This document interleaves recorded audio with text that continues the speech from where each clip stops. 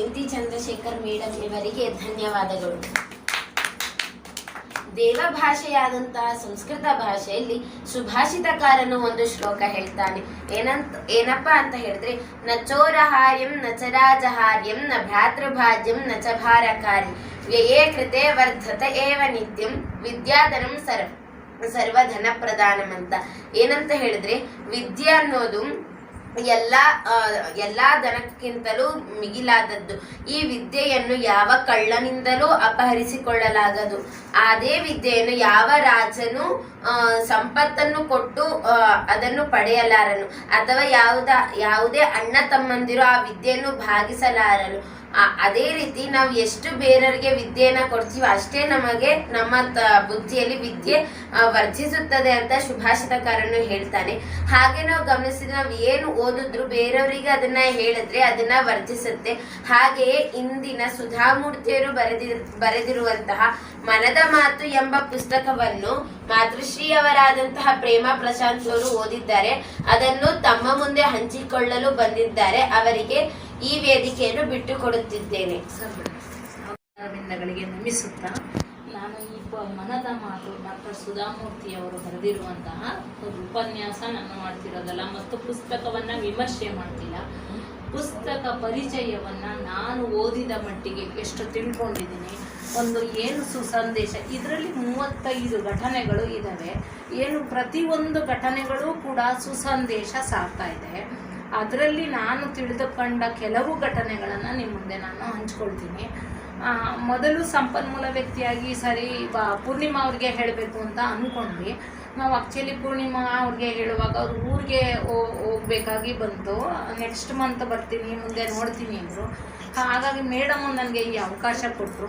ಈ ಮಾಸದ ನೆನಪು ಕಾರ್ಯಕ್ರಮ ನಡಿಲೇಬೇಕು, ಹಾಗೆ ಮತ್ತೆ ಇದೊಂದು ಅವಕಾಶ ಕೊಟ್ಟರು. ಹೌದು ಅಂದ್ಬಿಟ್ಟು ಮೇಡಮ್ ಕಾದಂಬರಿನೇ ತಗೊಳ್ಳೋಣ ಅಂದ್ಕೊಂಡೆ. ಅದು ಅರ್ಧ ಓದಿದ್ದೆ. ಈ 2 ದಿನದಲ್ಲಿ ನನಗೆ ಕಂಪ್ಲೀಟ್ ಮಾಡೋಕ್ಕಾಗಲ್ಲ ಅನ್ನೋ ಒಂದು ಭರವಸೆ ನನಗೆ ಗೊತ್ತಾಯಿತು.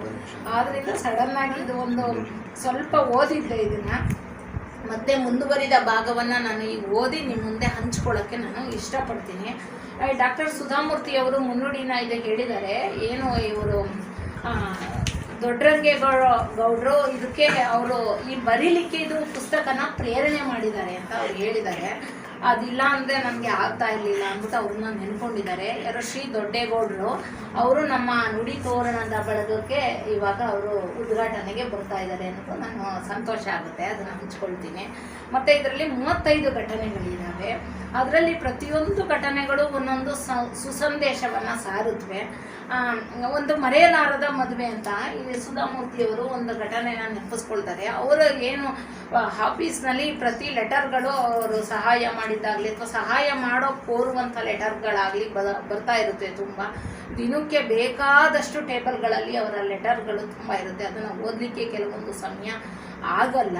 ಅಂಥದ್ರಲ್ಲಿ ಒಂದು ಆಮಂತ್ರಣ ಪತ್ರಿಕೆ, ಮದುವೆ ಆಮಂತ್ರಣ ಪತ್ರಿಕೆ ಅವರಿಗೆ ಕೈಗೆ ಸಿಗುತ್ತೆ. ಅದರಲ್ಲಿ ವಿಶೇಷವಾಗಿ ನೀವು ಬರಲೇಬೇಕು ಈ ಮದುವೆಗೆ, ನೀವು ಬರಲಿಲ್ಲ ಅಂದರೆ ನಾವು ಏನು ಒಂದು ಸಾವು ಆಗ್ತೀವಿ, ನಾವು ಸಾವುಗೀಡಾಗ್ತೀವಿ ಅಥವಾ ಆತ್ಮಹತ್ಯೆ ಮಾಡ್ಕೊಳ್ತೀವಿ ಅಂತ ಹೇಳಿದರು. ಇದೇನಪ್ಪ ಇವ್ರು ಯಾರು ಅಂತ ಗೊತ್ತಿಲ್ಲ ನಮಗೆ, ಈ ಥರ ಬರೆದಿದ್ದಾರಲ್ಲ, ಏನು ಮಾಡೋದು?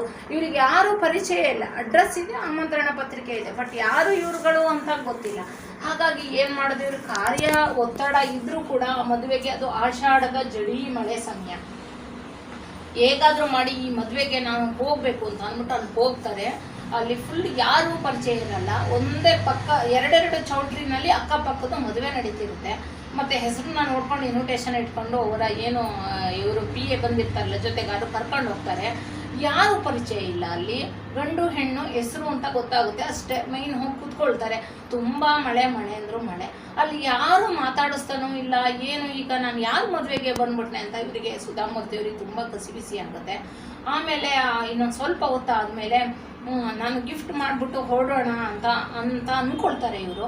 ಆಗ ಏನು ಹುಡುಗ ಹುಡುಗಿ ಅವರ ಪೇರೆಂಟ್ ತಂದೆ ತಾಯಿಗಳು ಬಂದು, ಮೇಡಮ್ ನಮಸ್ತೆ, ನೀವು ಬಂದಿದ್ದು ನಮಗೆ ತುಂಬ ಸಂತೋಷ ಆಯಿತು, ಬನ್ನಿ ಅಂತ ಅಂದ್ಬಿಟ್ಟು ಒಳಗೆ ಕರ್ಕೊಂಡು ಹೋಗ್ತಾರೆ.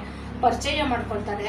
ನಾನು ಈ ಥರ ನಾವೇ ಇನ್ವಿಟೇಷನ್ ಕಳಿಸಿದ್ದು, ನೀವು ಬರಲ್ವೇನೋ ಅಂತ ಅಂದ್ಕೊಂಡಿದ್ವಿ ಅಂತ ತುಂಬ ಆತಂಕ ವ್ಯಕ್ತಪಡಿಸ್ತಾರೆ. ಇಲ್ಲ ನಾನು ಅರ್ಜೆಂಟ್ ಇದೆ ಹೋಗಬೇಕು, ವಿಶಸ್ ಮಾಡಿಬಿಟ್ಟು ಹೋಗೋಣ ಶುಭಾಶಯ ಕೋರ್ಬಿಟ್ಟು ಅಂತ ಅವ್ರು ಹೇಳ್ತಾರೆ. ಇಲ್ಲ ನೀವು ಊಟ ಮಾಡ್ಕೊಂಡೇ ಹೋಗಬೇಕು ಅಂತ ಅಂದ್ಬಿಟ್ಟು ತುಂಬ ಹಿಂಸೆ ಮಾಡ್ತಾರೆ. ಆಮೇಲೆ ಅವರಿಗೆ ಏನಪ್ಪ ಅಂತ ಅಂದರೆ ಈ ಊಟ ಮಾಡ್ಕೊಂಡು ಹೋಗಬೇಕಾದ್ರೆ ಅವ್ರಿಗೆ ತುಂಬಾ ಮಳೆ ಬರ್ತಿರುತ್ತೆ. ಹೇಗೆ ಹೋಗೋದು ಅಂತ ಅಷ್ಟು ಜಡಿ ಮಳೆ, ಕಾರುವರ್ಗನೂ ಹೋಗೋಕ್ಕಾಗಲ್ಲ.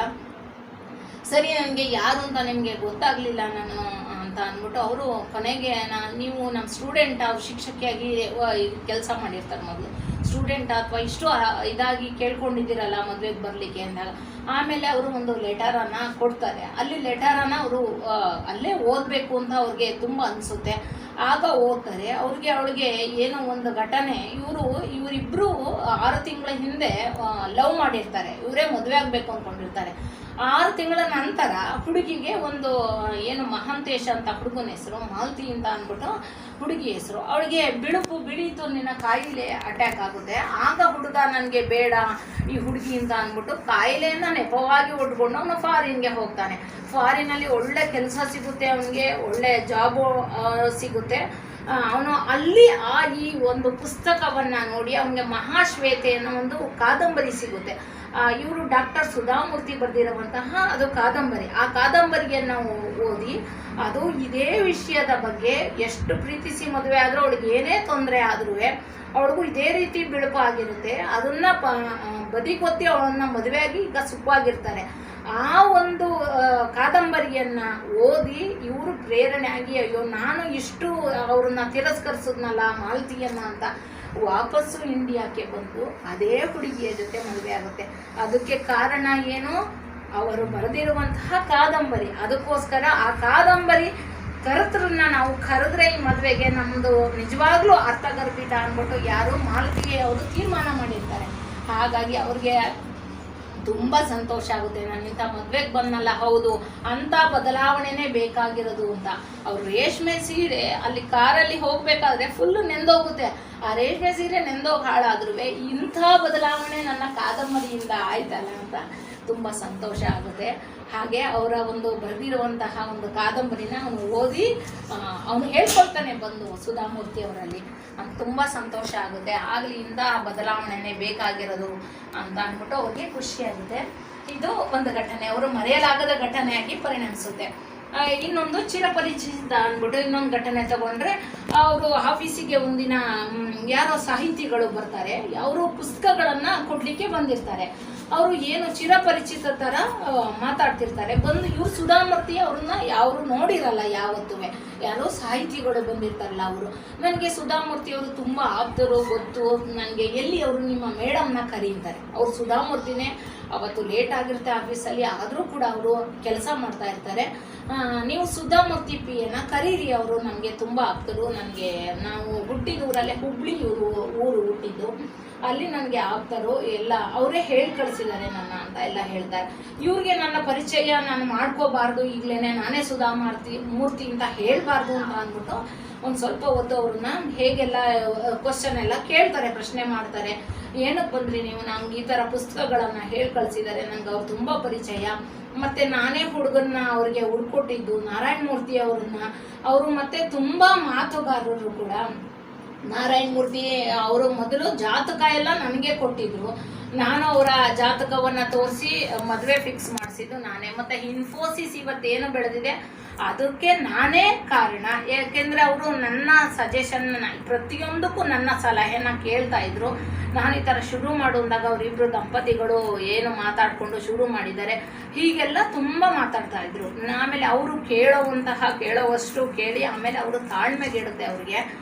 ಇದೇನೋ ಇಷ್ಟು ಎಲ್ಲ ಇವರು ನನಗೆ ಹುಬ್ಬಳ್ಳಿ ಇರ್ಬೋದು ಓಕೆ, ಆದರೆ ಇಷ್ಟೊಂದು ಪರಿಚಯನೇ ಇಲ್ಲ, ಈ ಥರ ಎಲ್ಲವ ಮಾತಾಡ್ತಿದಾರಲ್ಲ ಅಂತ ಅವರು ಕೊನೆಗೆ ಅವರ ತಾಳ್ಮೆಗೆಟ್ಟಾಗ ನಿಜವಾದ ಪರಿಚಯನ ಹೇಳ್ತಾರೆ. ನಾನೇ ಸುಧಾಮೂರ್ತಿ, ನೀವು ಇಷ್ಟೆಲ್ಲ ಮಾತಾಡಿದ್ರಲ್ಲ, ನಮ್ಮದು ಲವ್ ಮ್ಯಾರೇಜು ಅರೇಂಜ್ ಮ್ಯಾರೇಜ್ ನಾನೇ ಮಾಡಿಸಿದ್ದು ಅಂತ ಅವ್ರು ಹೇಳಿರ್ತಾರೆ. ನಮ್ಮದು ಲವ್ ಮ್ಯಾರೇಜು ಮತ್ತು ನನ್ನ ಗಂಡ ಸೈಲೆಂಟು, ನಾನೇ ಮಾತಾಡೋದು ಜಾಸ್ತಿ. ನನ್ನ ಕಂಪ್ನಿಗೆ ಶುರು ಮಾಡಿದ್ದಕ್ಕೆ ನಾನೇ ಹೆಲ್ಪ್ ಮಾಡಿದ್ದು. ಅದು ಕಂಪ್ನಿ ಶುರುವಾಗಬೇಕಾದ್ರೆ ನಾನೇ ಕಾರಣ. ನೀವೆಲ್ಲ ಹೀಗೆಲ್ಲ ಹೇಳ್ತಿದ್ದೀರಲ್ಲ, ನೀವು ಸಾಹಿತಿನ ಒಬ್ರು ಸಾಹಿತಿ ಆಗಬೇಕಾದ್ರೆ ಪರಿಪೂರ್ಣವಾಗಿ ಒಂದು ಮನದಲ್ಲಿ ಒಳ್ಳೆ ಭಾವನೆ ಇರಬೇಕು.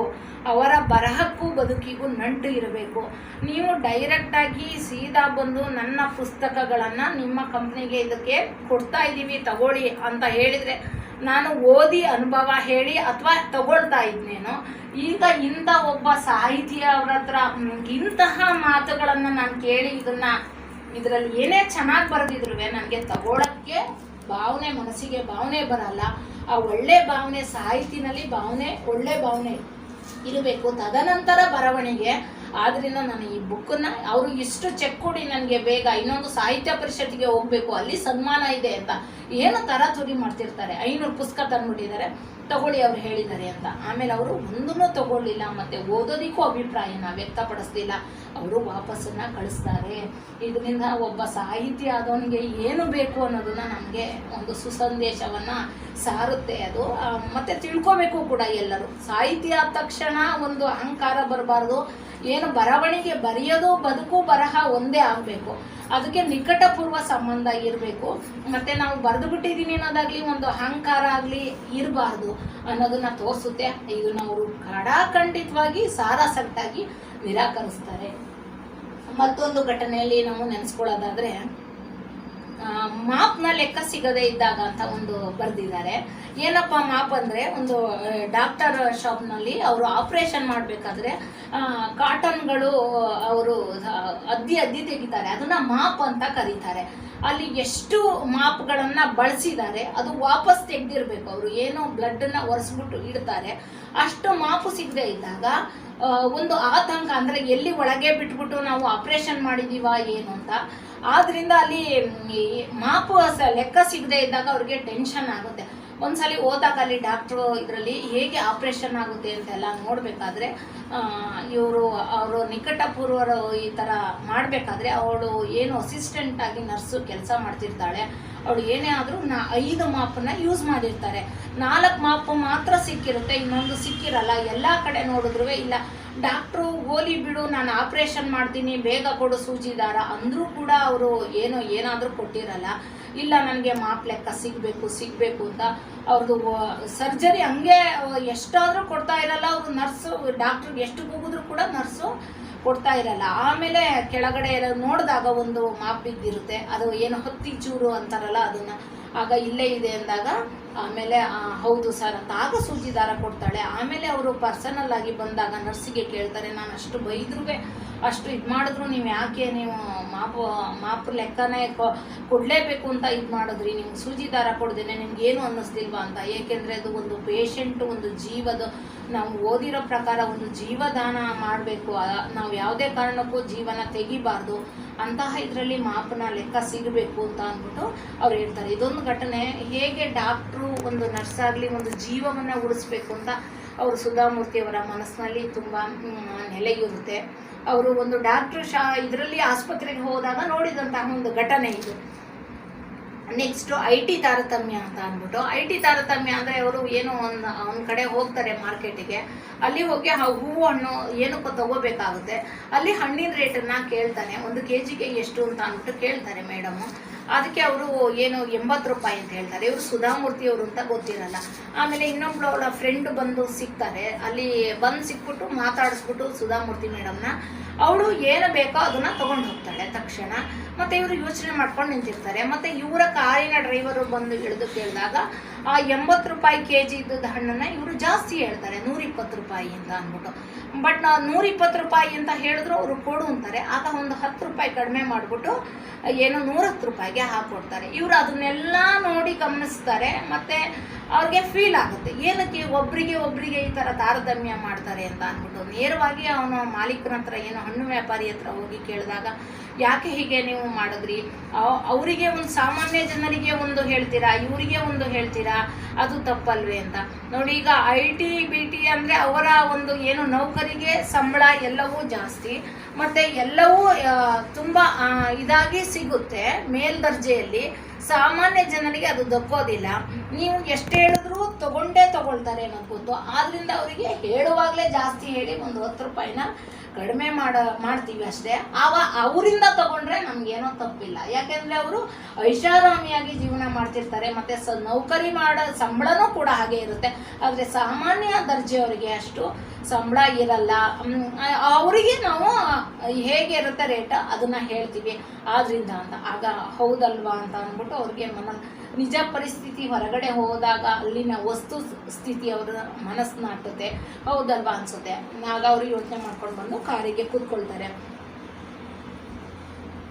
ಹಾಗೆ ನೆಕ್ಸ್ಟ್ ಗುರುವಿಗೆ ನಮನ ಅಂತ ಇನ್ನೊಂದು ಲೇಖನದಲ್ಲಿ ಬರೀತಾರೆ.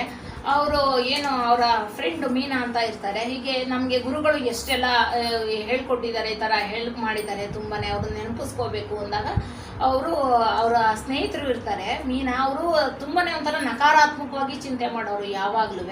ಅವರು ಇಲ್ಲ ನಾವು ನನಗೆ ಮ್ಯಾಥ್ಸ್ ಇನ್ನೂ ಹೇಳ್ಕೊಟ್ಟಿದ್ರೆ ನಾನು ಚೆನ್ನಾಗುವೆ, ಅವರು ಚೆನ್ನಾಗಿ ಹೇಳ್ಕೊಡ್ಲಿಲ್ಲ, ಆದ್ರಿಂದ ನಾನು ಈ ಕೆಲಸದಲ್ಲಿದ್ದೀನಿ, ಇಲ್ಲಾಂದ್ರೆ ಇನ್ನೂ ಇದಾಗುವೆ ಅಂತ ಹೇಳ್ತಾರೆ.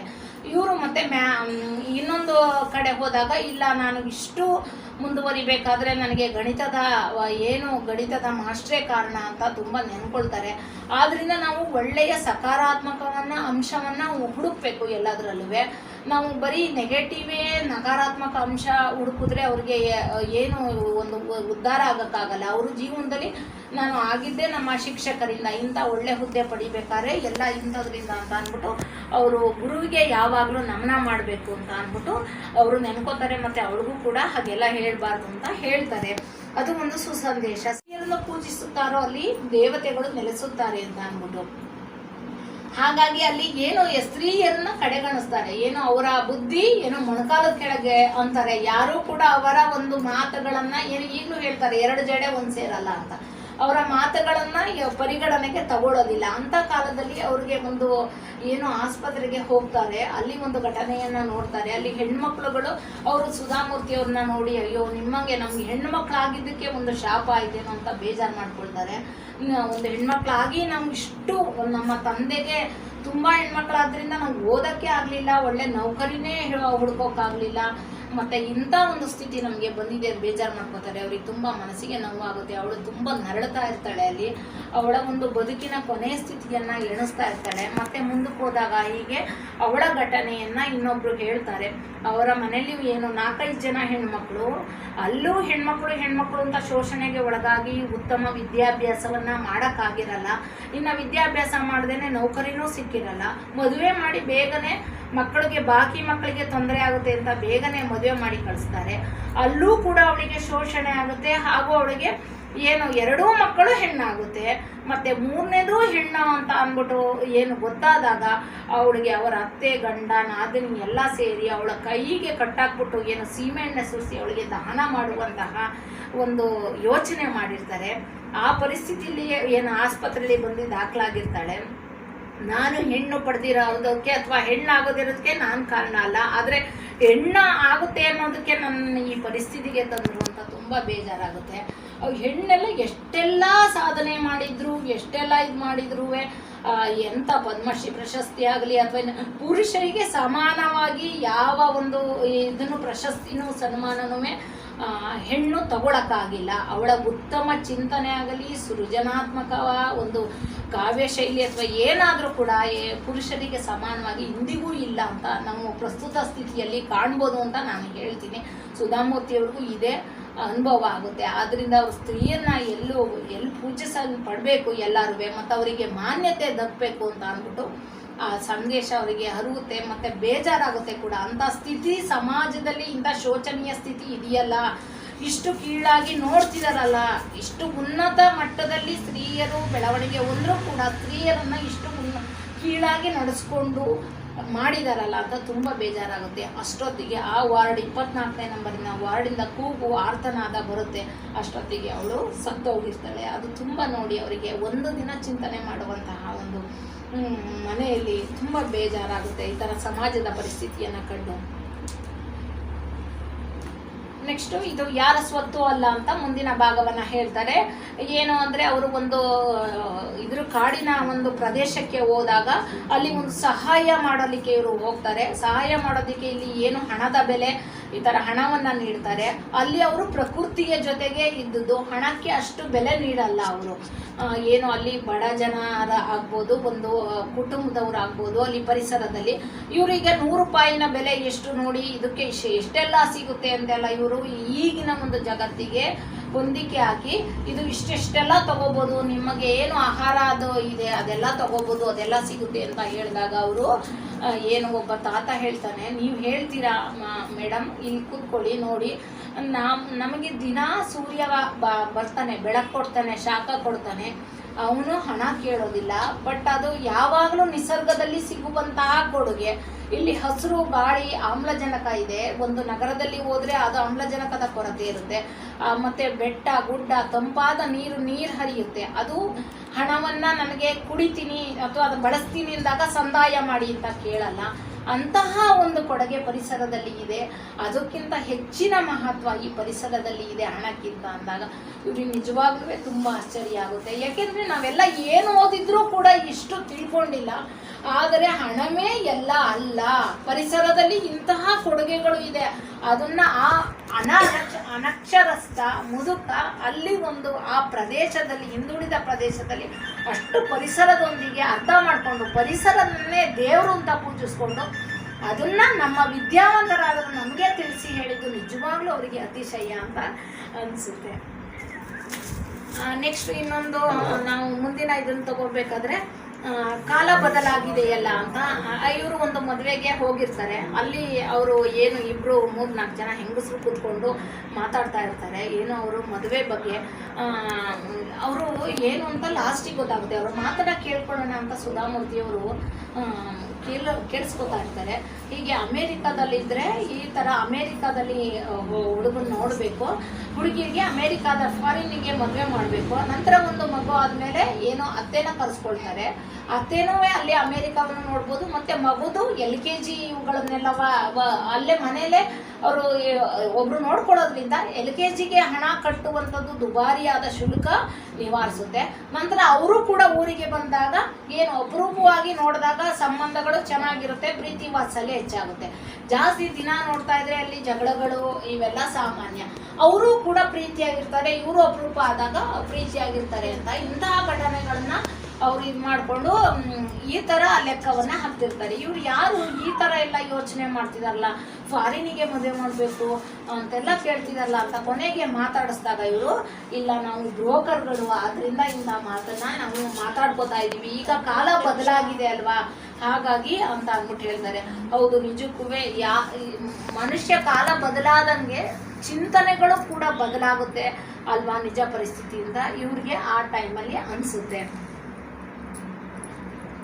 ನೆಕ್ಸ್ಟು ತಂದೆ ಮಗನ ಸಂಬಂಧ. ಈಗ ತಂದೆ ಮಗನ ಸಂಬಂಧ ಹೇಗಿದೆ ಅಂತ ಒಂದಿನ ಆಫೀಸಲ್ಲಿ ಒಬ್ಬ ಬಂದು ಈ ಥರ ಒಬ್ಬ ರೋಡಲ್ಲಿ ಯಾವಾಗಲೂ ಇವರು ಕೂತಿರ್ತಾರೆ. ಅವರಿಗೆ ಒಂದು ವೃದ್ಧಾಶ್ರಮಕ್ಕೆ ಸೇರಿಸ್ಬೇಕು ಮೇಡಮ್, ಅವರಿಗೆ ಹೆಲ್ಪ್ ಮಾಡಬೇಕು ಅಂದಾಗ ಇವರಿಗೆ ಇಲ್ಲ ಅನ್ನೋಕ್ಕೆ ಮನಸ್ಸು ಬರಲ್ಲ. ಆಗ ಅವ್ರಿಗೆ ಹಣ ಕೊಟ್ಟು ಒಂದು ವೃದ್ಧಾಶ್ರಮಕ್ಕೆ ಸೇರಿಸ್ತಾರೆ. ಅವನು ಅಲ್ಲಿ ಚೆನ್ನಾಗಿರ್ತಾನೆ. ಅವನು ಕೊನೆಗಾಲದಲ್ಲಿ ಏನೋ ಒಂದು ಫೋನ್ ಬರುತ್ತೆ, ಮೇಡಮ್ ನಿಮ್ಮನ್ನ ಇವರು ವೃದ್ಧಾಶ್ರಮಕ್ಕೆ ನೀವು ಸೇರಿಸಿದ್ರಲ್ಲ, ಅವರು ತುಂಬ ಸೀರಿಯಸ್ ಆಗಿದ್ದಾರೆ ಅಂತ ಅಂದ್ಬಿಟ್ಟು. ಹೌದಾ ಅಂತ ಅಂದ್ಬಿಟ್ಟು ಆಗ ಅವರು ಅಲ್ಲಿಗೆ ಬರ್ತಾರೆ. ಯಾರು ಸೇರಿಸಿದಾಗ ಇವರು ಹಣವನ್ನು ಕೇಳಿರ್ತಾರಲ್ಲ ಬಂದು, ಇವನಿಗೆ ಯಾರೂ ಇಲ್ಲ ಇವ್ನು ನೋಡ್ಕೊಳ್ಳೋದಿಕ್ಕೆ, ಇವ್ನಿಗೆ ಹಣ ಸಹಾಯ ಮಾಡಿ ಅಂತ ಅವನು ಕೂಡ ಬಂದಿರ್ತಾನೆ. ಅವರು ಏನೋ ಲಾಸ್ಟಲ್ಲಿ ಹೇಳೋದಕ್ಕೆ ತುಂಬ ಒದ್ದಾಡ್ತಿರ್ತಾರೆ. ಕೊನೆಗೆ ಆ ವ್ಯಕ್ತಿನೂ ಅಲ್ಲೇ ನೋಡ್ತಾನೆ. ಇವ್ರನ್ನ ಅವ್ರಿಗೆ ಸುಧಾಮೂರ್ತಿ ಅವರಿಗೆ ಅವ್ರನ್ನ ಸೇರಿಸಿದ ದಿನ ಇವನು ಬಂದಿದ್ದು, ಇವನೇ ಕೇಳಿದ್ದು, ಹೆಲ್ಪ್ ಮಾಡಿ ಅಂದ್ಬಿಟ್ಟು ಅನ್ನೋದೆಲ್ಲ ಮರ್ತೋಗಿರುತ್ತೆ. ಎಲ್ಲೋ ನೋಡಿದ್ದೀನಲ್ಲ ಇವ್ರನ್ನ, ಎಲ್ಲೋ ನೋಡಿದ್ದೀನಲ್ಲ ಅಂತ ತುಂಬ ಜ್ಞಾಪಿಸ್ಕೊಳ್ತಾರೆ. ಆಮೇಲೆ ಕೇಳಿದಾಗ ಇಲ್ಲ, ನಾವು ಇವ್ರನ್ನ ಸೇರ್ಸಾಗಿ ಬಂದಾಗ, ಹಾಗಾದ್ರೆ ನೀವು ನಿಜವಾಗ್ಲೂ ಮಗನೇ ಅಂದಾಗ, ಹೌದು ಮೇಡಮ್, ನಾನು ಕ್ಷಮಿಸಿ, ನನ್ನ ಮಗ ಅಂತ ಹೇಳ್ಕೊಡೋ ಸ್ಥಿತಿಲಿ ಇರಲಿಲ್ಲ, ಆದ್ರಿಂದ ಈ ಥರ ಅವತ್ತು ನಾನು ಹೀಗೆ ಯಾರೋ ಅಂತ ಹೇಳ್ಕೊಟ್ಬಿಟ್ಟೆ. ಆದರೆ ಇವ್ರದ್ದು ಒಂದು ಬ್ಯಾಗು ಅಂತ ಅಂದ್ಬಿಟ್ಟು ಹುಡುಕ್ತಾ ಇದ್ರು. ಅವ್ರನ್ನ ಬ್ಯಾಗ್ ಕೊಡೋದಿಲ್ಲ, ನೀವು ಯಾರು ಸಂಬಂಧ ಏನು ಅಂತ ಹೇಳೋವರೆಗೂ ಆ ಬ್ಯಾಗನ್ನು ಎತ್ತಿಟ್ಟಿದ್ದೀನಿ ಹೇಳಿ ಅಂತ. ಇಲ್ಲ ನೀವು ನನ್ನ ಮಗನೆಯ ಮೇಡಮ್ ಈ ಥರ ಬ್ಯಾಗ್ನಲ್ಲಿ ಅವರು ಏನು ಬರೆದಿದ್ದಾರೆ, ಅದರಲ್ಲಿ ಏನು ಪತ್ರ ಬರೆದಿದ್ದಾರೆ, ಮನೆ ಆಸ್ತಿ ಎಲ್ಲ ಇದೆ, ಅದಕ್ಕೆ ತಿಳ್ಕೊಬೇಕು ಅಂತ ತುಂಬ ಅವ್ರಿಗೆ ಉತ್ಸಾಹ ಬರುತ್ತೆ. ಆಮೇಲೆ ಕೊನೆಗೆ ಬ್ಯಾಗನ್ನು ಕೊಡ್ತಾರೆ. ಅದರಲ್ಲಿ ಅನಾಥಾಶ್ರಮ ಎಷ್ಟೇ ಚೆನ್ನಾಗಿ ನೋಡ್ಕೊಂಡಿದ್ರು ಅನಾಥಾಶ್ರಮಕ್ಕೆ ಅವರು ಬರೆದಿರಲಿಲ್ಲ. ಮಗನ ವಾತ್ಸಲ್ಯದಿಂದನೇ ಏನೋ ಅವರ ಜಮೀನಾಗಲಿ ಮನೆಯನ್ನಾಗಲಿ ಅವರು ಬರೆದಿದ್ರು. ಹೀಗೆ ಎಷ್ಟು ತಂದೆ ಮಗನ ಸಂಬಂಧ ಅವ್ರಿಗೆ ಎಷ್ಟು ಚೆನ್ನಾಗಿ ನೋಡ್ಕೊಳ್ಳಲ್ಲ ಅಂದ್ರೂ ಇನ್ನೂ ಅವರು ಯಾರು ತಂದೆ ಮಗನ ಬಗ್ಗೆ ಆ ವಾತ್ಸಲ್ಯವನ್ನು ಇಟ್ಕೊಂಡಿದ್ದಾರೆ, ಅವ್ನು ಮರೆತರೂ ಅವನು ಅವತ್ತು ನನ್ನ ತಂದೆ ಅಂತ ಹೇಳ್ಕೊಳ್ಳಿಲ್ಲ ಮೇಡಮ್ನ ಎದುರಿಗೆ ಸಹಾಯ ಮಾಡಬೇಕಾದ್ರು. ಇವತ್ತು ಸಾವಾದ್ಮೇಲೆ ಬಂದಿದ್ದಾನೆ, ಮತ್ತು ಅವನು ಬ್ಯಾಗನ್ನು ಹುಡುಕ್ತಿದ್ದಾನೆ. ಆದರೂ ಕೂಡ ಇಷ್ಟು ಇನ್ನೂ ಜನ ಹೀಗಿದಾರಲ್ಲ ಅಂತ ಅವ್ರಿಗೊಂಥರ ನಿರಾಸೆ ಭಾವನೆ ಮೂಡುತ್ತೆ. ಅವಾಗ ತುಂಬ ಬೇಜಾರಾಗುತ್ತೆ ಆ ಘಟನೆ ನೋಡಿ. ಆಮೇಲೆ ಒಂದು ಮೊಳ ಮಲ್ಲಿಗೆ ಅಂತ ಒಂದು ಲೇಖನ ಬರೆದಿದ್ದಾರೆ.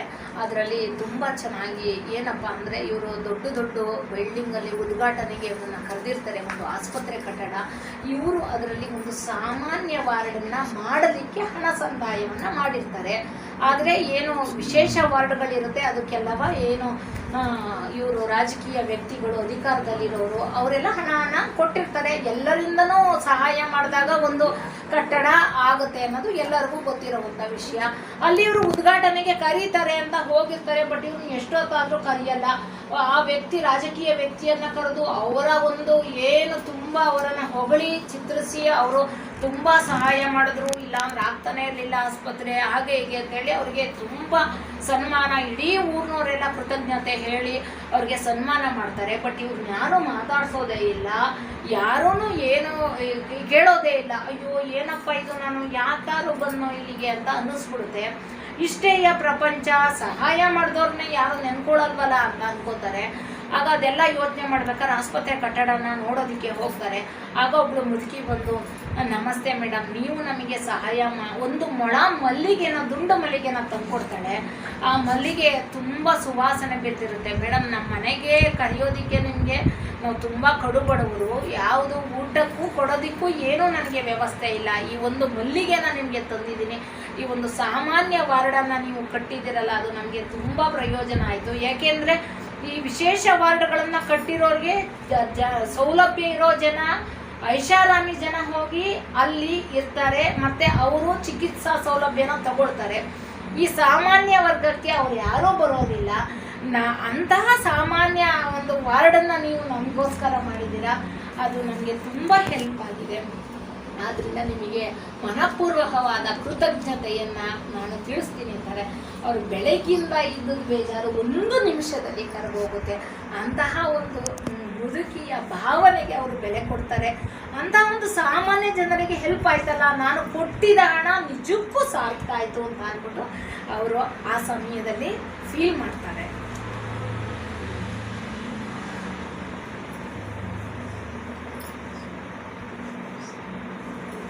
ಆಮೇಲೆ ಒಂದು ಏನು ಅಪರಿಚಿತ ಮಹಾದಾನಿ ಅಂತ ಅಂದ್ಬಿಟ್ಟು, ಏನಪ್ಪ ಅಂತ ಅಂದರೆ ಒಂದು ಏನು ಅವರ ಘಟನೆ ನೆನ್ಕೊಳ್ತಾರೆ. ಅವರು ಒಂದು ಶಾಲಾ ಏನೋ ಫಂಕ್ಷನಿಗೆ ಕರೆಸಿರ್ತಾರೆ.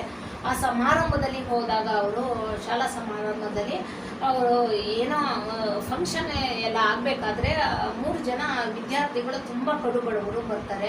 ಮೇಡಮ್, ಇವರು ತುಂಬ ಓದಬೇಕು ಅಂತ ಹಂಬಲನ ಇಟ್ಕೊಂಡಿದ್ದಾರೆ. ಅವರ ತಂಗೀರು ಇದ್ದಾರೆ ಜೊತೆಗೆ. ಅವರು ತಂಗೀರಿಗೆ ಅವ್ರ ತಂಗೀರಿಗೂ ಓದಿಸ್ಬೇಕು, ಮನೆಯ ಕಡುಬಡತನವನ್ನು ನೀಗಬೇಕು. ಆದರೆ ಅವ್ರಿಗೆ ಹಣದ ಕೊರತೆ ಇದೆ, ಅವರಿಗೆ ಸಹಾಯ ಮಾಡಿ ಅಂತ ಕೇಳಿದಾಗ ಅವರು 3 ಜನಕ್ಕೂ ಸಹಾಯ ಮಾಡ್ತಾರೆ. ಮತ್ತು ಇವರು ಇನ್ನೊಂದು ಕಡೆ ಏನೋ ಬಟ್ಟೆ ತಗೊಳ್ಳೋಕೆ ಹೋಗುವಾಗ ಅಲ್ಲಿ ಒಂದು ಸೀರೆನ ಪರ್ಚೇಸ್ ಮಾಡಿ, ಈ ಸೀರೆ ಪ್ಯಾಕ್ ಮಾಡಿಬಿಡಪ್ಪ ನಾನು ಹೋಗ್ತೀನಿ ಅಂತ ಹೋದಾಗ ಅಲ್ಲಿ ಈ ಹುಡುಗ ಒಂದು ಉನ್ನತ ಹುದ್ದೆಯಲ್ಲಿ ಮ್ಯಾನೇಜರ್ ಆಗಿರ್ತಾನೆ. ಆಗ ಮೇಡಮ್ ನಮಸ್ತೆ, ಕಾಫಿ ಕೊಡ್ಲಾ ಟೀ ಕೊಡ್ಲಾ, ನೀವೆರಡನ್ನೂ ಕುಡಿಯಲ್ಲ ಏನು ತಗೋತೀರಾ ಅಂತ ಇವರಿಗೆ ಸಖತ್ ಯೋಚನೆ ಆಗುತ್ತೆ. ನಾನು ಎರಡೂ ಕುಡಿಯಲ್ಲ ಅನ್ನೋದು ಯಾರಿಗೂ ಗೊತ್ತಿಲ್ಲ, ಇವನಿಗೆ ಹೇಗೆ ಗೊತ್ತಾಯಿತು ಅಂತ ಈ ಥರ ಇವನು ನೆನಪಿಸ್ಕೊಳ್ತಾನೆ. ಏನಂತ, ನಮ್ಮ ಶಾಲೆಗೆ ಅವತ್ತು ನೀವು ವಿಶೇಷ ಅತಿಥಿಯಾಗಿ ಬಂದಿದ್ರಿ, ಅಲ್ಲಿ ನೀವು ಕಾಫಿ ಟೀ ಏನು ಕುಡಿಯಲ್ಲ ಅಂತ ಹೇಳಿದ್ರಿ, ಅದಕ್ಕೆ ಕೇಳಿದೆ ಮೇಡಮ್, ನೀವು ಒಂದು ಸಹಾಯ ಮಾಡಿದ್ದು ನಾನು ಜ್ಞಾಪಕ ಇಟ್ಕೊಂಡಿದ್ದೀನಿ ಅಂತ. ಅಲ್ಲಿ ಅವನು 2 ಸೀರೆಯನ್ನು ಪ್ಯಾಕನ್ನು ಮಾಡಿರ್ತಾನೆ, ಒಂದು ಸಾಮಾನ್ಯ ಸೀರೆ ಮತ್ತು ಒಂದು ವಿಶೇಷ ಸೀರೆ. ನೀವು ಏನು ನನ್ನಿಂದ ನೀವು ತಗೊಳ್ಳೋದು ಇಲ್ಲ ಅಂತ ನನಗೆ ಗೊತ್ತು ಯಾವ ಹಣವನ್ನು, ಆದ್ದರಿಂದ ಒಂದು ನನ್ನ ಪ್ರೀತಿಯ ಕೊಡುಗೆ ನೀವು ಕೊಟ್ಟಿದ್ದಕ್ಕೆ ಸಾಲ ಅಂತ ಕೊಡ್ತಿಲ್ಲ ಅಂತ ಹೇಳ್ತಾನೆ. ಆಮೇಲೆ ಅವಳು ಅದೇ ಸಮಯದಲ್ಲಿ ಡಾಕ್ಟರ್ ಸುಧಾಮೂರ್ತಿ ಅವರು ಹೋಗ್ಬೇಕಾದ್ರೆ ಮುಂದಕ್ಕೆ ಸ್ಲಿಪ್ ಆಗುತ್ತೆ, ಏನೋ ಇದರಲ್ಲಿ ಸ್ಟೆಪ್ ಇಳ್ಕೊಂಡು ಹೋಗ್ಬೇಕಾದ್ರೆ ಕಾಲು ಉಳುಕ್ತಂಗೆ ಆಗುತ್ತೆ, ನೋವಾಗುತ್ತೆ. ಆಗ ಇಲ್ಲಿ ಮತ್ತೆ ಮುಂಬೈನಲ್ಲಿ ಅದು ಘಟನೆ ನಡೆದಿದ್ದು. ಕಾಲು ತುಂಬ ಪೆಟ್ಟಾಯ್ತಲ್ಲ, ಒಂದು ಆಸ್ಪತ್ರೆಗೆ ಹೋಗಬೇಕು ಅಂದ್ಬಿಟ್ಟು ಆಸ್ಪತ್ರೆಗೆ ಹೋಗ್ತಾರೆ. ಅಲ್ಲಿ ಒಂದು ಇಲ್ಲೇ ಹತ್ರದಲ್ಲಿದೆ ಅಂತ ತೋರಿಸ್ತಾರೆ. ಅಲ್ಲಿ ಆಸ್ಪತ್ರೆಗೆ ಹೋದಾಗ ಅವನಿಗೂ ಗೊತ್ತಾಗುತ್ತೆ, ಇವರೇ ನನಗೆ ಸಹಾಯ ಮಾಡಿದ್ದು ಅಂತ. ಮೇಡಮ್ ಜಿ, ನನ್ನ ನೆನಪಿದೆಯಾ, ನೀವು ಸಹಾಯ ಮಾಡಿದ್ರಲ್ಲ, ಇಂಥ ಕಾಲೇಜಲ್ಲಿ ನಾನು ಓದಿದ್ದು, ಅವತ್ತು ಅತಿಥಿಯಾಗಿ ಬಂದಿದ್ರಿ ನೀವು, ನಾನಿವತ್ತು ಈಗ ಬೆಳೆದು ಚೆನ್ನಾಗಿ ಈ ಥರ ಡಾಕ್ಟರ್ ಆಗಿದ್ದೀನಿ ಅಂತ ಎಲ್ಲ ಹೇಳ್ತಾರೆ. ಮತ್ತು ನಿಮ್ಮ ತಂದೆ ತಾಯಿ ತಮ್ಮ ಎಲ್ಲನೂ ವಿಚಾರಿಸ್ಕೋತಾರೆ ಮೇಡಮು, ಎಲ್ಲರೂ ಚೆನ್ನಾಗಿದ್ದಾರೆ ಅಂತ ಹೇಳ್ತಾರೆ. ಆಮೇಲೆ ಅವ್ರಿಗೆ ಏನೂ ಇಲ್ಲ, ಇದು ತುಂಬ ಏನು ಮೇಜರ್ ಏಟಾಗಿಲ್ಲ, ಒಂದು ಆಯಿಂಟ್ಮೆಂಟ್ ಕೊಡ್ತೀನಿ ಅದರಲ್ಲಿ ಹಚ್ಚಿ ಅದು ಹುಷಾರಾಗುತ್ತೆ ಅಂತ ಹೇಳ್ತಾರೆ. ಸರಿ ಅಂದ್ಬಿಟ್ಟು ಹೊರಗೆ ಬರ್ತಾರೆ. ಇವರ ಲೆಕ್ಕಾಚಾರ ರಿಸೆಪ್ಷನಿಸ್ಟು ಮೋಸ್ಟ್ಲಿ ದುಡ್ಡು ತಗೊಳ್ಳಲ್ಲ ಅಂತ ಇರುತ್ತೆ. ಅಲ್ಲಿ ಏನೇ ಆಗಲಿ ಒಂದು ಔಚಿತ್ಯಪೂರ್ಣವಾಗ್ಲಾರು ತೆಗಿಯೋದಕ್ಕೆ ಹೋಗ್ತಾರೆ ದುಡ್ಡು ಕೊಡಲಿಕ್ಕೆ. ಅಲ್ಲಿ ಅವರು ಎಷ್ಟು ಅಂತ ಕೇಳ್ತಾರೆ, ಎಷ್ಟು 500 ರೂಪಾಯಿ ಅಂತ ಹೇಳ್ತಾರೆ. ಹೌದಾ, ಇಲ್ಲಿ ರಿಸೆಪ್ಷನ್ ಬರೀ ಭೇಟಿಗೆನೆ ಅಷ್ಟೊಂದಾಗುತ್ತಾ ಎಲ್ಲರಿಗೂ? ಹೌದು ಮೇಡಮ್ ಜಿ, ನೀವು ಒಂದ್ಸಲ ಡಾಕ್ಟ್ರನ್ನ ಕೇಳಿ ಅಂತ ಯಾರು ರಿಸೆಪ್ಷನಿಸ್ಟಿಗೆ ಸುಧಾ ಮೇಡಮ್ ಹೇಳ್ತಾರೆ. ಇಲ್ಲ ಮೇಡಮ್ ಜಿ, ಅವರೇ ಫೋನ್ ಮಾಡಿದ್ದು ಈಗ ಅಷ್ಟು ತಗೊಳ್ಳಿ ಅಂತ. ಇವ್ರಿಗೊಂಥರ ಶಾಕ್ ಆಗುತ್ತೆ. ಮತ್ತು 500 ರೂಪಾಯಿನ ಕೊಟ್ಬಿಟ್ಟು ಅಲ್ಲಿ ಏನು ಒಂದು ನಿಮಿಷನೂ ತುಂಬ ಉರಿ ಬಿಸಿಲಿದ್ರು 1 ನಿಮಿಷನೂ ನಿಂತ್ಕೊಳ್ಳೋಕ್ಕೆ ಆಗಲ್ಲ, ಮನಸ್ಸು ತುಂಬ ಬೇಜಾರಾಗುತ್ತೆ. ಅವರು ಹೊರಗೆ ಬಂದುಬಿಡ್ತಾರೆ. ಏಕೆಂದರೆ ಇನ್ನೊಬ್ಬ 3 ಜನಕ್ಕೆ ಸಹಾಯ ಮಾಡಿದರು, ಇನ್ನೊಬ್ಬ ಎಲ್ಲಿದ್ದನು ಅಂತ ಅವರಿಗೆ ಗೊತ್ತಾಗಲಿಲ್ಲ. ಹೀಗೆ ಸಹಾಯ ಮಾಡಿದವರು ಇಬ್ಬರ ಮನಸ್ಸು ಹೇಗೆ ಆಯಾಯ ಸಂದರ್ಭಕ್ಕೆ ಬೇರೆ ಬೇರೆ. ಅವನು ಐಷಾರಾಮಿಯಾಗಿ ಆಸ್ಪತ್ರೆ ಕಟ್ಟಿರ್ಬೋದು, ಅವನು ದುಂದು ವೆಚ್ಚ ಮಾಡಿರ್ಬೋದು, ಅಟ್ಲೀಸ್ಟ್ ಒಂದು ಉಪಕಾರವನ್ನು ನೆನ್ಕೊಳ್ಳಿಲ್ಲ. ಆದರೆ ಇವನು ನೆನ್ಕೊಂಡ. ಎಲ್ಲರ ಮನಸ್ಥಿತಿ ಹೇಗೆ ಸಮಯಕ್ಕೆ ಚೇಂಜ್ ಆಗುತ್ತೆ ಅನ್ನೋದು ಇವ್ರಿಗೆ ಯೋಚನೆ ಮಾಡುವಾಗೆ ಆ ಸಮಯದಲ್ಲಿ ಆಗುತ್ತೆ. ಒಂದು ಕಡೆಗೆ ಮತ್ತೆ ಯಾರೋ ಒಬ್ರು ಕೇಳ್ತಾರೆ, ಇದು ಮೇಡಮ್ ನೀವು ಇಷ್ಟೆಲ್ಲ ಕಂಪ್ನಿನಲ್ಲಿ ನನಗೆ ವೇಸ್ಟ್ ಆಗಿರೋ ಬಟ್ಟೆ ಪಾತ್ರೆ ಎಲ್ಲ ಇದ್ದಾವೆ, ತಂದು ಹಾಕೋಣ ಅಂತ ಅಂದ್ಬಿಟ್ಟು, ಆಯಿತು ಏನಾದರೂ ನೆರೆಗೆಲ್ಲ ಯೂಸ್ ಆಗುತ್ತೆ ಹಾಕಿ ಅಂತ ಅಂದ್ಬಿಟ್ಟು ಮೇಡಮ್ ಹೇಳಿದಾಗ, ಇವ್ರು ಏನು ಆಫೀಸಿಗೆ ಬರುತ್ತೆ ಇವ್ರು ಗೋಡಾನು ನೋಡೋಕ್ಕೂ ಹೋಗೋಕ್ಕೆ ಆಗಿಲ್ಲ. ಒಂದಿನ ನೋಡ್ತಾರೆ, ಎಂಥ ಕಿತ್ತೋಗಿರೋವಂಥ ಪಾತ್ರೆ, ಹರಿದೋಗಿರೋವಂಥ ಬಟ್ಟೆಗಳನ್ನು ಕೂಡ ತಂದಿರ್ತಾರೆ. ಇವ್ರ ಮನಸ್ಸಿಗೆ ಬೇಜಾರಾಗುತ್ತೆ. ಆಮೇಲೆ ಒಂದು ಕಡೆ ಹೋದಾಗ ಇವರು ವಾರಾನ್ನದಲ್ಲಿ ಊಟ ಮಾಡ್ತಿದ್ದು, ಮತ್ತು ಅವರು ಮನೆಯವರಿಗೆ ಏನು ತಂಗ್ಲನ್ನ ಹಾಕಿದ್ರು ಕೂಡ ಬಂದವರಿಗೆ ಕೆಂಪಕ್ಕಿಯನ್ನು ಬಡಿಸ್ತಿದ್ದನ್ನ ನೋಡ್ತಾರೆ. ಯಾಕೆ ನೀವು ಹೀಗೆ ಮಾಡ್ತೀರಾ ಅಂದಾಗ, ಇಲ್ಲ ಅತಿಥಿಯವರು ಹೊರಗಡೆಯಿಂದ ಬಂದವ್ರು ಯಾರಿಗೆ ಆಗಲಿ ಒಳ್ಳೆಯದನ್ನು ದಾನ ಮಾಡಬೇಕು, ಒಳ್ಳೆಯದನ್ನು ಕೊಡಬೇಕು, ಅದೇ ನಮ್ಮ ಸಂಪ್ರದಾಯ ಅಂತ ಹೇಳ್ತಾರೆ. ಹಾಗಾಗಿ ನಾವು ಯಾರಿಗಾರು ಕೊಡಬೇಕಾದ್ರೂ ಕೂಡ ಅದರಲ್ಲಿ ಉತ್ತಮವಾದದ್ದನ್ನು, ಕಿತ್ತೋಗಿರೋದು ಹರಿದೋಗಿರೋದು ಕೊಡದೇನೆಯ ಉತ್ತಮವಾಗಿರೋದನ್ನು ಕೊಡಬೇಕು ಅಂತ ಇವ್ರಿಗೆ ನಿಜವಾಗ್ಲೂ ಮನವರಿಕೆ ಆಗುತ್ತೆ. ಯಾಕೆ ಹೀಗೆಲ್ಲ ಮಾಡ್ತಾರೆ ಜನರ ಮನಸ್ಸು ಯಾಕೆ ಹೀಗೆ ವಿಚಿತ್ರವಾಗಿದೆ ಅಂತ ಒಂದು ಬೇಸರನೂ ಆಗುತ್ತೆ ಕ್ಷಣಿಕಕ್ಕೆ. ಅಷ್ಟೆಲ್ಲ ಜನ ಉಪಯೋಗ ಪಡ್ಕೊಂಬಿಟ್ಟು ಏನು ಕೆಟ್ಟೋಗಿರೋದೆಲ್ಲ ಕೊಡಬಾರ್ದು. ನಾವು ತಿಳ್ಕೋಬೇಕು ಅದರಲ್ಲಿ ಅಂಶನ. ಏನು ಕೊಡಬೇಕಾದ್ರೂ ಸ್ವಲ್ಪ ಚೆನ್ನಾಗಿರುವಂಥದ್ದು, ಅವರಿಗೆ ಬಾಳಿಕೆ ಬರುವಂಥದ್ದನ್ನು ಕೊಡಬೇಕು ಅನ್ನೋದು ಮನವರಿಕೆ.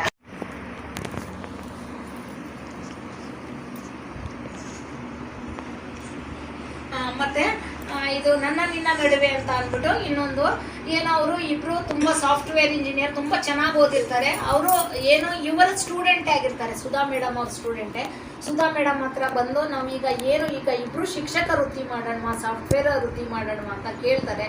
ಇಲ್ಲ, ಶಿಕ್ಷಕ ವೃತ್ತಿನೇ ಮಾಡಿ, ನಿಮಗೆ ಒಳ್ಳೆ ನೆಮ್ಮದಿ ಇರುತ್ತೆ, ಏನೂ ತೊಂದರೆ ಇಲ್ಲ ಅಂತಹ ಒಂದು ದೇವರ ಅಂತ ವೃತ್ತಿ, ಇಡೀ ಮಕ್ಕಳನ್ನ ಭವಿಷ್ಯಕ್ಕೆ ತಯಾರು ಮಾಡುವಂಥದ್ದು, ಅವರು ಭಾವಿ ಪ್ರಜೆಗಳಾಗಿ ಮಾಡುವಂಥದ್ದು ಅಂತ ವೃತ್ತಿ ಯಾವುದೂ ಇಲ್ಲ ಅಂತ ಹೇಳ್ತಾರೆ. ಕೊನೆಗೆ ಇಬ್ಬರೂ ಮನೇಲಿ ಹೋಗಿ ಡಿಸ್ಕಸ್ ಮಾಡ್ತಾರೆ. ಅವ್ರಿಗೆ ಮಕ್ಕಳಾಗುತ್ತೆ, ಪ್ರೀತಿಯಾಗಿರ್ತಾರೆ.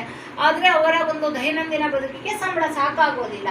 ಅಲ್ಲಿ ಅವಳು ಏನೋ ಹೆಣ್ಣು ಅಥವಾ ಹೆಂಡತಿ ಅವಳು ಡಿಸೈಡ್ ಮಾಡ್ತಾಳೆ ಸಾಫ್ಟ್ವೇರ್ ಫೀಲ್ಡಿಗೆ ಹೋಗಬೇಕು ಅಂತ. ಆದರೆ ಗಂಡ ಶಿಕ್ಷಕನಾಗಿಯೇ ಮುಂದುವರಿತಾನೆ.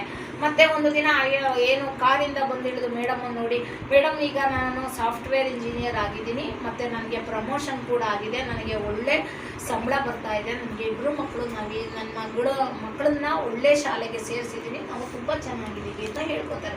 ಮೇಡಮ್ಗೆ ಏನು ಮಾತಾಡೋದಕ್ಕೆ ಬಿಡೋದಿಲ್ಲ, ಅವಳು ಮಾತ್ರ ಹೇಳ್ಕೊತಾಳೆ. ಆದರೆ ಇವರು ಅವರು ಗಂಡ ಶಿಕ್ಷಕ ವೃತ್ತಿಯಲ್ಲೇ ಮುಂದುವರಿತಾರೆ. ಆಮೇಲೆ ಅವರು ಏನಮ್ಮ ಮನೆಯಲ್ಲಿ ಈ ಥರ ಹೊಂದಾಣಿಕೆ ಕ್ಲಾಶ್ಗಳು ಆಗ್ತಾ ಇರುತ್ತೆ. ಯಾಕಂದರೆ ಸಂಬಳ ಒಂದು ಈಗೋ ಪ್ರಾಬ್ಲಮ್ಮು ಅಲ್ಲಿ ಬಂದಿರುತ್ತೆ. ಸಂಬಳ ಜಾಸ್ತಿ, ನಮಗೆಲ್ಲ ಸೌಲಭ್ಯನೂ ಸಿಗುತ್ತೆ, ಶಿಕ್ಷಕ ವೃತ್ತಿಯಲ್ಲಿ ಸಂಬಳ ಜಾಸ್ತಿ ಇಲ್ಲ ಅನ್ನೋದು ಈಗೋ ಪ್ರಾಬ್ಲಮ್ ಬಂದಿರುತ್ತೆ. ಅಲ್ಲಿ ಮನೆಗೆ ಆಫೀಸಿಗೆ ಬಂದು ಯಾರು ಅವರು ಶಿಕ್ಷಕರಾಗಿ ಅವರು ಏನು ಅವರ ಸ್ಟೂಡೆಂಟ್ ವಿದ್ಯಾರ್ಥಿ ಶಿಕ್ಷಕರಾಗಿ ಮುಂದುವರೆದ್ರಲ್ಲ ಅವರು, ಮೇಡಮ್ ನೀವು ಶಿಕ್ಷಕ ವೃತ್ತಿ ಆರಂಭಿಸಿ ಅಂತ ಹೇಳಿದ್ರಿ, ನೀವು ಅದನ್ನೇ ಆಯ್ಕೆ ಮಾಡ್ಕೊಳ್ಳಿ ಫೀಲ್ಡಲ್ಲಿ ಅಂತ. ಆದರೆ ನಮ್ಮ ಮನೆಯವರು ಸಾಫ್ಟ್ವೇರ್ ಇಂಜಿನಿಯರ್ ಆದರೂ ಕೈ ತುಂಬ ಸಂಬಳ ಬಂದರೂ ಕೂಡ ನೆಮ್ಮದಿ ಇಲ್ಲ ಮನೆಯಲ್ಲಿ. ನನ್ನನ್ನು ಸಾಫ್ಟ್ವೇರ್ ಇಂಜಿನಿಯರ್ ಆಗಿದ್ದಾರೆ, ನಾನು ಶಿಕ್ಷಕ ವೃತ್ತಿಯಲ್ಲೇ ಮುಂದುವರೆದಿದ್ದೀನಿ ಅಂತ ಹೇಳ್ಕೊತಾರೆ. ಆಗ ಇವ್ರಿಗೆ ಆ ಒಂದು ನಿಮಿಷ ಏನೂ ಮಾತಾಡೋಕ್ಕಾಗಲ್ಲ, ತುಂಬ ಬೇಸರ ಆಗುತ್ತೆ. ಈ ಥರ ನಾನು ಯಾವುದೋ ಒಂದು ಉದ್ದೇಶದಲ್ಲಿ ಹೇಳಿದ್ರೆ ಈ ಥರ ಒಂದು ಅವರ ಹೊಂದಾವಣಿಕೆಯಲ್ಲಿ ಇದಾಗುತ್ತೆ ಅಂದ್ಬಿಟ್ಟು ಮನಸ್ಸು ಏನು ಯೋಚನೆ ಮಾಡುವ ಲಹರಿಗಳು ಹೇಗೆ ಚೇಂಜ್ ಆಗುತ್ತೆ ಅಂತ ಅವ್ರಿಗೆ ಬೇಜಾರಾಗುತ್ತೆ ಅನ್ನೋ ವಿಷಯದಲ್ಲಿ ಅವ್ರು ಏನು ಮಾತಾಡೋಕ್ಕೆ ಹೋಗಲ್ಲ. ಆಗ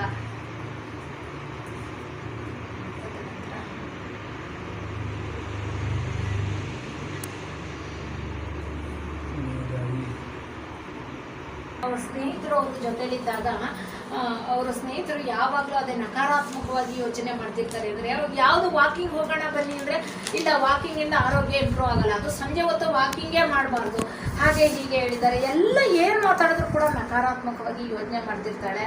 ಆಮೇಲೆ ಅವಳಿಗೆ ಲೈಫಲ್ಲಿ ಮುಂದುವರೆದು ಅವಳು ಒಬ್ಬಳೇ ಎಲ್ಲವೂ ಸುಖ ಸಮೃದ್ಧಿ ಎಲ್ಲ ಸಿಗುತ್ತೆ, ನೆಮ್ಮದಿ ಸಿಕ್ಕರಲ್ಲ. ಒಂದಿನ ಇವ್ರನ್ನ ಏನೋ ಒಂದು ನಗರದಲ್ಲಿ ನೋಡಿ ಬಾ ನೀನು ಕಾಫಿ ಕುಡಿಯೋಣ ಜೊತೆಲಿ ಕರೀತಾರೆ. ಇವಳು ಇಷ್ಟರ ಮಟ್ಟಿಗೆ ಬದಲಾಗಿದ್ದಾಳ ನನ್ನ ಸ್ನೇಹಿತೆ ಅಂತ ಇವ್ರಿಗೆ ತುಂಬ ಆಶ್ಚರ್ಯ ಆಗುತ್ತೆ. ಇವರು ಎಂಥ ಬ್ಯುಸಿಲಿದ್ರು ಕೂಡ ಸುಧಾ ಮೇಡಮ್ ಅವ್ರ ಜೊತೆ ಹೋಗಿ ಡಿನ್ನರ್ಗೆ ಏನೋ ಹೋಗ್ತಾರೆ, ಅಲ್ಲಿ ಮನೆಗೆ ಕರ್ಕೊಂಡು ಹೋಗ್ತಾರೆ. ಮನೆ ಕರ್ಕೊಂಡು ಹೋದಾಗ ನೀನು ಇಷ್ಟು ಬದಲಾಗೋದಕ್ಕೆ ಕಾರಣ ಏನಮ್ಮ, ನೀನು ಎಲ್ಲದಕ್ಕೂ ನಕಾರಾತ್ಮಕವಾಗಿ ಯೋಚನೆ ಮಾಡ್ತಿದ್ಯಲ್ಲ, ನನಗೆ ತುಂಬ ಖುಷಿ ಆಯಿತು ನಿನ್ನ ಬದಲಾವಣೆ ಕಂಡು. ಇಲ್ಲ, ನಾನು ಖುಷಿ ಪಟ್ಟ ದಿನವೇ ಇಲ್ಲ. ನಮ್ಮ ಎದುರುಗಡೆ ಮನೆ ಅಲ್ಲಿ ಗೇಟ್ ಹತ್ರ ಒಬ್ಬ ಮುದುಕ ಕೂತ್ಕೊಳ್ತಾನೆ, ಅವ್ರ ಮೊಮ್ಮಗನ ಡೈಲಿ ಬರ್ತಾನೆ.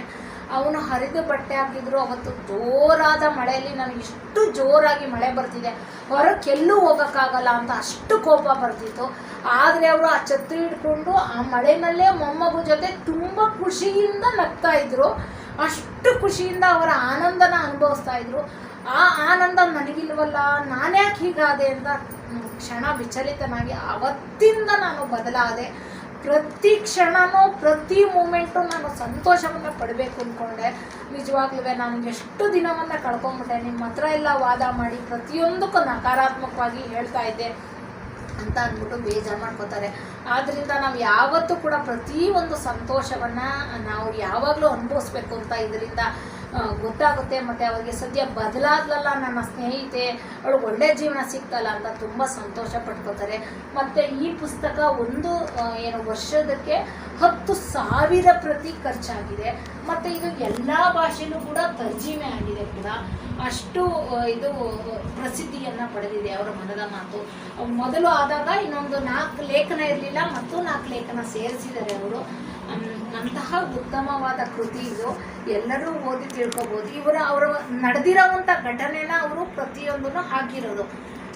ಅದರಲ್ಲಿ ನಾನು ಕೆಲವೊಂದನ್ನು ಆರಿಸಿ ನನಗೆ ತಿಳಿದ ಮಟ್ಟಿಗೆ ನಾನು ಹೇಳಿದ್ದೀನಿ. ತಪ್ಪಿದ್ರೆ ದಯವಿಟ್ಟು ಕ್ಷಮಿಸಿ.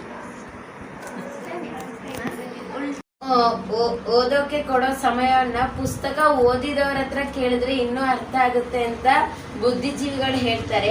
ಹಾಗೆ ನಾನು ಆ ಪುಸ್ತಕನ ಓದಿಲ್ಲ, ಅವರು ನಮ್ಮಮ್ಮ ಹೇಳಿದ್ರಿಂದ ನಾನು ಆ ಪುಸ್ತಕ ಓದಬೇಕು ಅಂತ ನನಗೆ ಪ್ರೇರಣೆ ಆಯಿತು.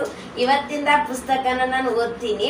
ಹಾಗೆ ತುಂಬ ಚೆನ್ನಾಗಿ ಸುಧಾಮೂರ್ತಿಯವರ ಬಗ್ಗೆ, ಅವರು ಅನುಭವಿಸಿದ ಜೀವನದ ಬಗ್ಗೆ ಕಥೆಗಳನ್ನ ಹೇಳ್ತಾ ನಾವು ಹೇಗಿರಬೇಕು ಜೀವನದಲ್ಲಿ ಅಂತ ತಿಳಿಸಿಕೊಟ್ಟಂತಹ ಪ್ರೇಮಾ ಪ್ರಶಾಂತ್ ಅವರಿಗೆ ಧನ್ಯವಾದಗಳು.